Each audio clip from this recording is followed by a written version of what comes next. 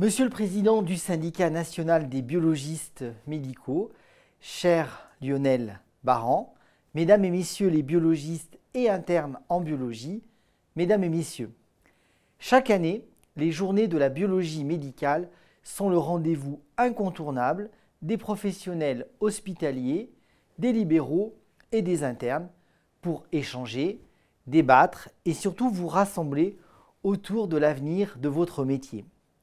C'est pourquoi, même si je ne peux malheureusement pas être physiquement présent parmi vous pour ces journées Biomède, je tenais à vous adresser ce message vidéo.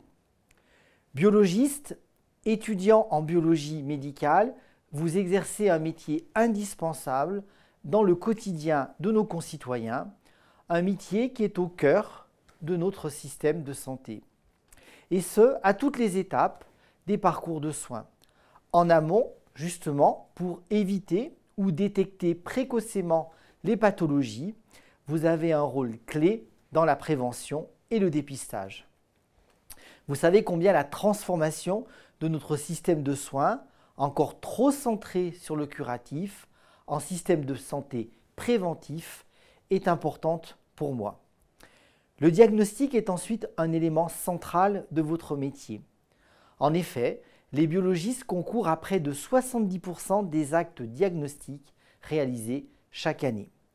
Les analyses de biologie sont aussi naturellement nécessaires tout au long des protocoles, par exemple pour des malades atteints de cancer, pour suivre les progrès et ajuster en permanence les traitements en fonction des besoins de chacun, tout comme le suivi de biologie est indispensable dans le cadre des maladies chroniques. Je voudrais aussi mentionner que la biologie a toujours été une spécialité innovante par nature et qui est en pointe pour développer et se saisir des solutions numériques. C'est pourquoi je souhaite que nous puissions continuer d'avancer, notamment sur la prescription connectée, qui porte des perspectives importantes en termes d'efficience pour un risque moindre d'erreur de saisie et une amélioration de la pertinence des actes.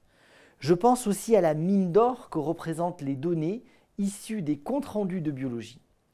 Ce sera une formidable opportunité pour la recherche, pour renforcer nos bases de données, alors que nous entrons dans l'ère de l'intelligence artificielle. C'est également un axe de progrès pour le développement de la médecine personnalisée. Sans biomarqueurs et donc sans biologie, pas de stratégie thérapeutique personnalisée, préventive, voire même prédictive. Bref, pas de médecine de demain. Je tiens également à souligner tout particulièrement le rôle que vous jouez dans l'accès aux soins de proximité dans les territoires. Vous le savez, c'est un élément qui me tient particulièrement à cœur avec le fait de lutter contre la désertification médicale qui est ma priorité numéro 1. 98% de la population française réside à moins de 30 minutes d'un laboratoire de biologie. Aussi, le laboratoire est un facteur d'attractivité important pour un territoire, notamment pour l'installation des médecins généralistes avec qui vous travaillez en étroite collaboration. Mobiliser l'ensemble des compétences du système de santé et faire levier des complémentarités de chaque métier, c'est justement un axe majeur du pacte de lutte contre les déserts médicaux que je porte, vous le savez, avec le Premier ministre. Et vous, biologistes, avez à 100% un rôle à jouer dans cet engagement collectif. C'est aussi pourquoi je veux vous assurer que je serai attentif, lors du prochain PLFSS, à ce que le rôle des laboratoires indépendants et de proximité soit conforté, tout comme je serai vigilant au sujet de financiarisation. Mesdames et messieurs, vous l'aurez compris, c'est pour l'ensemble de ces raisons que je compte résolument m'appuyer sur les biologistes pour réussir les transformations dont notre système de santé a besoin. Je voudrais terminer en insistant plus particulièrement sur le virage préventif de notre système, qui est une condition forte de sa soutenabilité à long terme et dans lequel vous êtes particulièrement investi. Je voudrais notamment rendre hommage à votre engagement pour la vaccination, qui est, vous le savez, un sujet sur lequel je suis très mobilisé.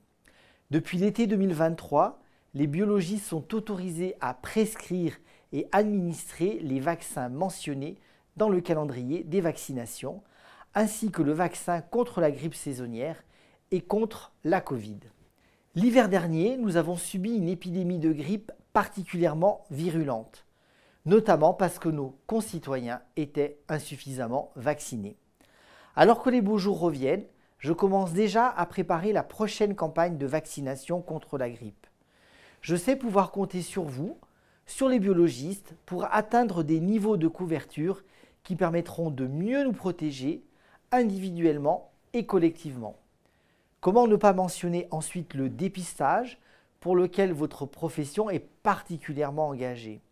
Je pense naturellement ici aux infections sexuellement transmissibles pour lesquelles la généralisation et l'extension du dispositif au labo sans ordo a permis de positionner les biologistes en première ligne de notre stratégie de prévention en santé sexuelle. Je sais que vous portez de nombreuses propositions pour continuer de vous investir dans ce champ important. Je pense, par exemple, à l'expérimentation menée en Alsace sur le dépistage des maladies hépatiques grâce au score FIB4 afin de prévenir la cirrhose et le cancer du foie.